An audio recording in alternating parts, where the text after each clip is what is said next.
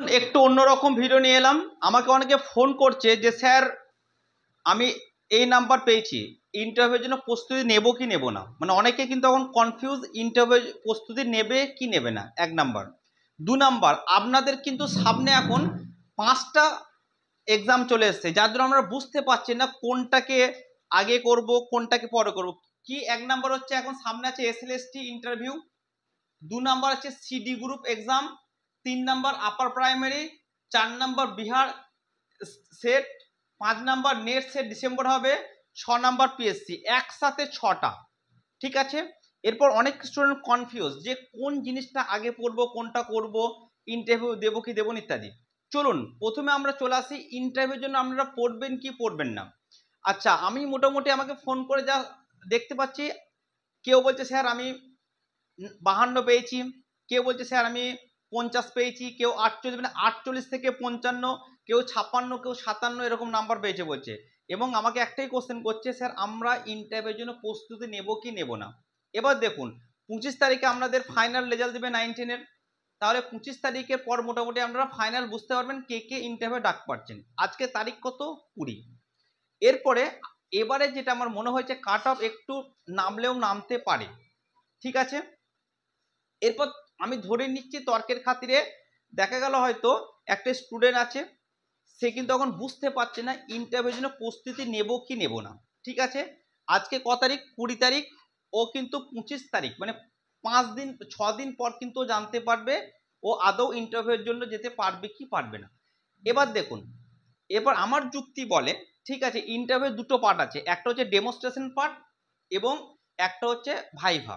এবার আমি কিন্তু একটা আগের ভিডিওতে বলেছি ডেমনস্ট্রেশন পার্টে কি করতে হবে, নিজের সাবজেক্ট থেকে কোশ্চেন আসবে, এবং ভাইভায় কি বলেছিলাম যে আপনাকে পশ্চিমবঙ্গ, ভারত, ইকোনমিক, জিওগ্রাফি আর যেগুলো আদার্স যেগুলো আছে সাধারণ জ্ঞানমূলক যে কোশ্চেন সেগুলো কিন্তু কোশ্চেন ধরবে।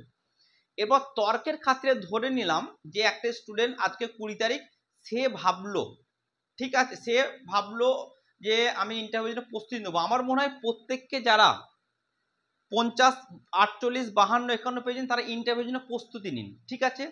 কি পড়বেন আমি পরে বলছি। মনে করুন আজকে 20 তারিখ, ওকে, কেউ হয়তো আজ থেকে ইন্টারভিউর জন্য প্রস্তুতি নিল, যে 25 তারিখে ও জানতে পারলো ও ইন্টারভিউ দিতে পারবে না।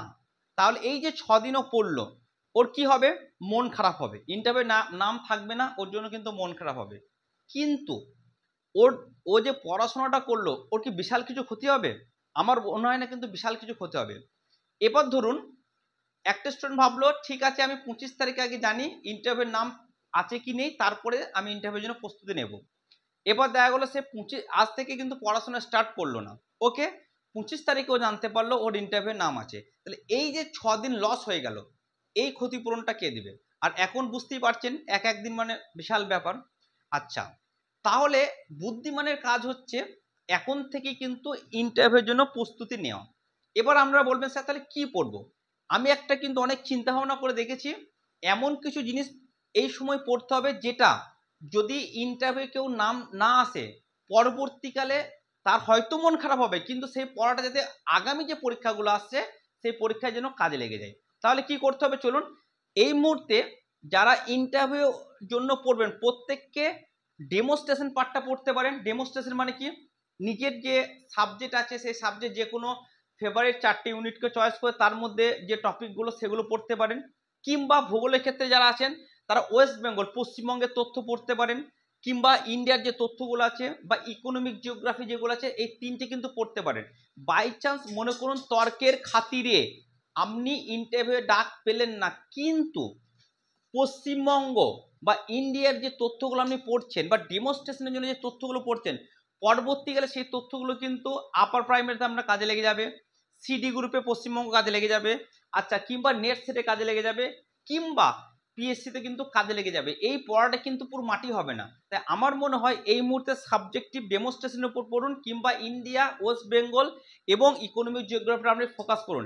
এবং 25 তারিখে যখন আপনি জানতে পারবেন যে হ্যাঁ ইন্টারভিউ আপনার নাম আছে, তখন আপনার পার্সোনাল ডাটা, নিজের জেলা সম্পর্কে যে তথ্যগুলো আরও যেগুলো বাকি থাকবে সেগুলোর জন্য জোর কদমে পড়াশোনা করবেন।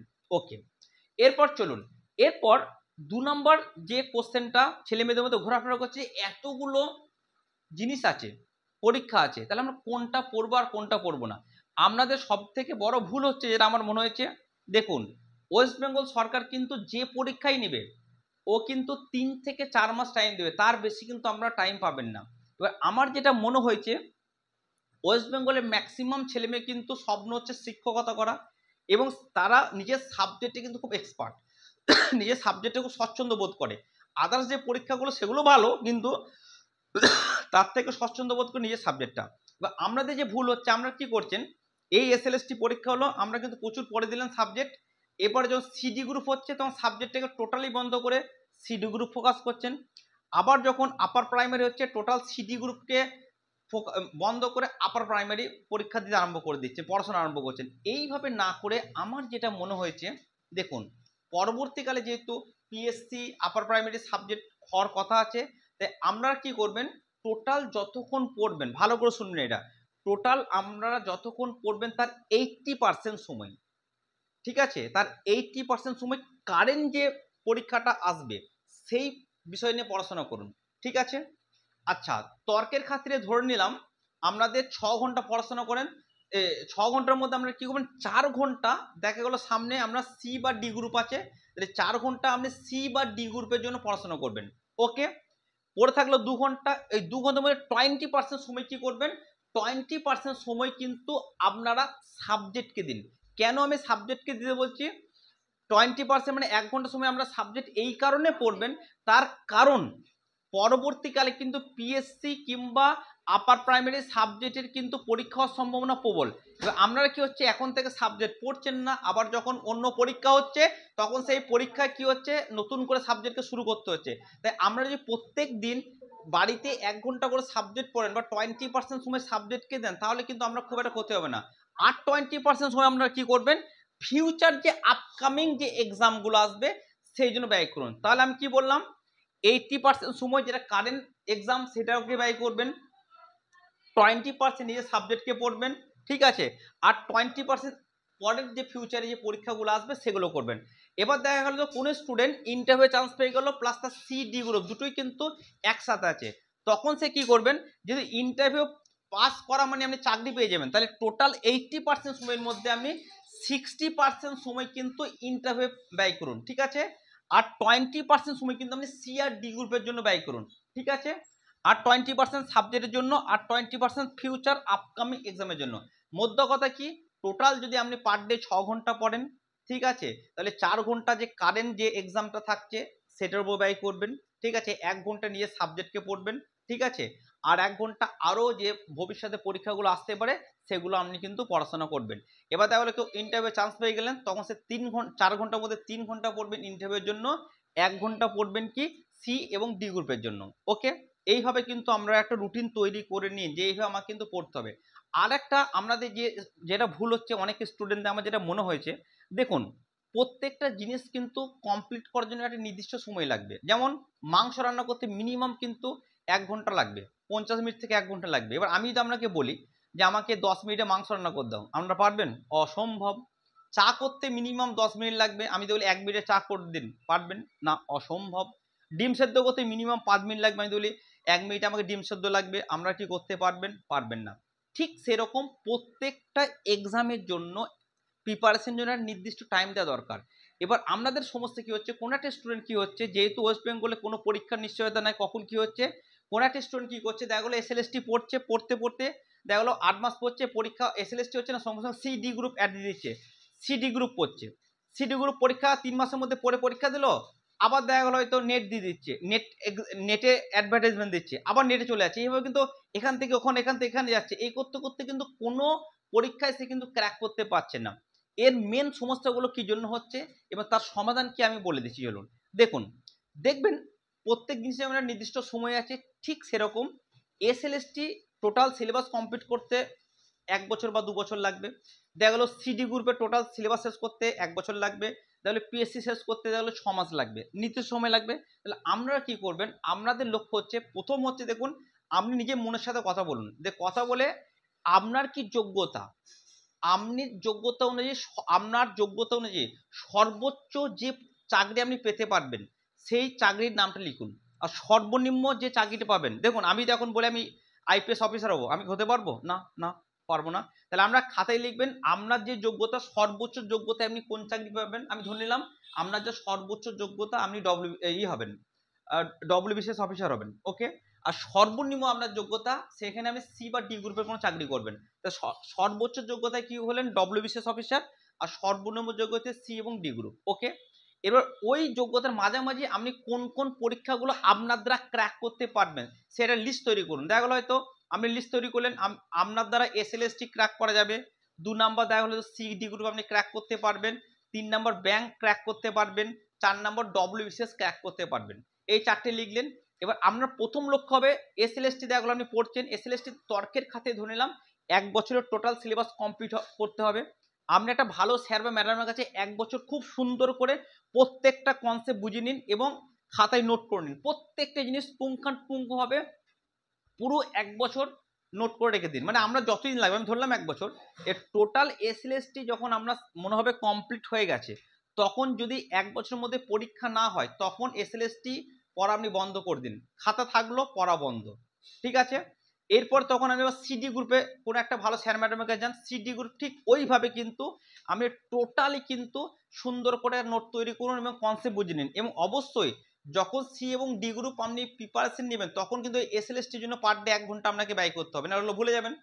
সিডি গ্রুপ টোটাল দেখা গেলো 1 বছরে আপনি টোটাল রেডি করলেন, খাতা রেডি, ওই সময়ের মধ্যে পরীক্ষা হলে পরীক্ষা দিন, বাই চান্স দেখা গেলো পরীক্ষা হলো না, পরীক্ষা দেওয়ার দরকার নেই, আবার পরে আপনি নেট সেটের জন্য প্রিপারেশন নিন, নেট সেটটা ওইভাবে সেম প্রসেসে টোটালটা আপনি একবারই কমপ্লিট করে রেখে দিন, ঠিক আছে। সে আপনার যা সময় লাগতে হবে 6 মাস হতে পারে, 8 মাস হতে পারে, ঠিক আছে। টোটাল যখন কমপ্লিট হয়ে যাবে ওই সময়ের মধ্যে পরীক্ষা হলে খুব ভালো, তা নাহলে কিন্তু স্টপ করে দিন। এভাবে প্রত্যেকটা আপনার দ্বারা যে সমস্ত পরীক্ষাগুলো আপনি কোয়ালিফাই করতে পারবেন একবার করে সম্পূর্ণ কোনো ভালো স্যার ম্যাডাম বা নিজে বা সেলফ স্টাডি করে সুন্দরভাবে কনসেপ্ট বুঝে নোট তৈরি করে রেখে দিন, ঠিক আছে। এবং প্রত্যেক দিন কিন্তু যেটার জন্য প্রিপারেশন নেবেন সেটা, এবং আগের যে জিনিসটা প্রিপারেশন কমপ্লিট হয়ে গেছে এভাবে পড়ুন। এভাবে তাহলে প্রত্যেকটা পরীক্ষাকে যদি আপনি সুন্দর করে প্রথম থেকে শেষ পর্যন্ত রেডি করে দিতে পারেন, তারপর আপনি কি করবেন, তারপর আপনি বিভিন্ন যখন যে অ্যাড দিবে তখন আপনি পরীক্ষা দিন, আশা করছি আপনি কিন্তু প্রত্যেকটা পরীক্ষায় ক্র্যাক করবেন। কিন্তু আপনাদের সমস্যা কি হচ্ছে আপনাদের সমস্যা হচ্ছে কোনো এক্সামে সম্পূর্ণ প্রিপারেশন না করে 4 মাস পর পর পরীক্ষা দিচ্ছেন। কি হচ্ছে দেখুন, দেখা গেলো এসএলএসটি পরীক্ষা দিলেন, এই 3 মাস পরে এসএলএসটি পরীক্ষা দিলেন, অনেকে পরীক্ষা দিলেন পাস করতে পারলেন না, এবার সিডি গ্রুপ আবার 3 মাস পড়ছেন, ঠিক আছে, পরীক্ষা দিলেন পাস করতে পারলেন না। আবার দেখা গেলো আপার প্রাইমারি 3 মাস পড়ছেন, পরীক্ষা দিলেন পাস করতে পারলেন না। আবার দেখা গেলো বিহার হচ্ছে 3 মাস পড়লেন, পারলেন না। আবার নেট সেট 3 মাস পড়ছেন, পাস করতে পারছেন না। আবার পিএসসি 3 মাস পড়লেন, পাস করতে পারছে না। দেখুন 6 3 18 মাস, মানে 1 বছর হয়েছে। তারপর দেখা গেলো হঠাৎ করে আবার তর্কের খাতে ধরে নিলাম 1 বছর পর আবার এসএলএসটি এক্সাম দিচ্ছে, আবার আপনি এসএলএসটি তে চলে আসছেন। মানে এক কথায় কি হচ্ছে, কোনো প্রিপারেশন আপনার সম্পূর্ণ হচ্ছে না, শুধুমাত্র এই ডালে ওই ডালে ওই ডালে ঘুরে বেড়াচ্ছেন। তাই আমার মতে আমরা ধীরে সুস্থে আগে টোটাল সিলেবাসটা কমপ্লিট করুন। টোটাল প্রত্যেকটা এক্সামের সিলেবাস যদি আপনি ঠিকঠাকভাবে কমপ্লিট করতে পারেন তখন আপনি যে কোনো জায়গায় পরীক্ষা দেবেন না কেন, যে কোনো পরীক্ষা দেবেন না কেন, আপনি কিন্তু চাকরি পাবেন। একটা ভালো করে জিনিস লক্ষ্য করে দেখবেন, যে সমস্ত ছেলেমেয়েরা ডব্লিউবিসিএস জন্য প্রিপারেশন নেয় তারা কিন্তু 5 বছর মিনিমাম 3 থেকে 5 বছর লক্ষ্য স্থির করে নেয় যে আমি 3 থেকে 5 বছর আমি ভালো করে পড়বো। মানে প্রথম দিন থেকে একেবারে টানা 3 থেকে 5 বছর প্রত্যেকটা দিন ভালো করে পড়বো, আমি 3 বছর পর কিন্তু ডব্লিউবিসিএস ক্র্যাক করবো। তারা যখনই দেখবেন টোটাল ডব্লিউবিসিএস সিলেবাসটা সম্পূর্ণ ভালো করে শেষ করে দেয়, ডব্লিউবিসিএস চাকরি পায় এবং সেই চলাকালীন অন্য যে কোনো পরীক্ষা দেয় সেই পরীক্ষায় কিন্তু ওরা সাকসেস হয়ে যায়। বাট আমাদের এটাই সমস্যা, কোনো এক্সাম আমরা টোটালি ভাবে না পড়ে শুধুমাত্র এই গাছে ও গাছে ছুটে বেড়াচ্ছেন, ঠিক আছে। এরকম করলে হবে না। আপনি প্রথম কথা নিজের সাথে কথা বলুন যে নিজের যোগ্যতায় সব থেকে ভালো চাকরি কোনটা পাবেন সেটাকে ঠিক করুন, সব থেকে কম চাকরি কোনটা হবে সেটা ঠিক করুন। প্রত্যেক আপনার আন্ডারে যে সমস্ত এক্সামগুলো আপনি ক্র্যাক করতে পারবেন সেগুলো ভালো করে আগে প্রিপারেশন কমপ্লিট করুন, তারপর আপনি পরীক্ষার প্রসেসে চলে আসুন। তা নাহলে কিন্তু এইভাবে কিন্তু সরকার প্রত্যেকটা পরীক্ষায় নেবে, 3-4 মাস টাইম দেবে, আপনি শুধুমাত্র ফর্ম ফিল আপ করবেন, টাকা দিবেন সরকারকে, আপনি চাকরি পাবেন না, মন খারাপ হবে, ঠিক আছে। আশা করছি আমার মেন থিম আপনাকে বোঝাতে পেরেছি এবং আপনারা ইন্টারভিউ কীভাবে পড়বেন, ঠিক আছে, সেটাও বোঝাতে পেরেছি। এরপরে এই ডেমোস্ট্রেশন ক্লাসে আমরা কীভাবে নিজেদের ইউনিট চয়েস করবেন, কোন টপিককে রেডি করবেন, কি কি পড়বেন, সেই ভিডিও কিন্তু পরবর্তীকালে আমি আস্তে আস্তে আপলোড করব, ঠিক আছে। অবশ্যই আপনারা চ্যানেলটাকে ফলো করুন। আশা কর ভালো থাকবেন। যদি ভালো লাগে অবশ্যই ভিডিওটা শেয়ার করবেন। Thank you.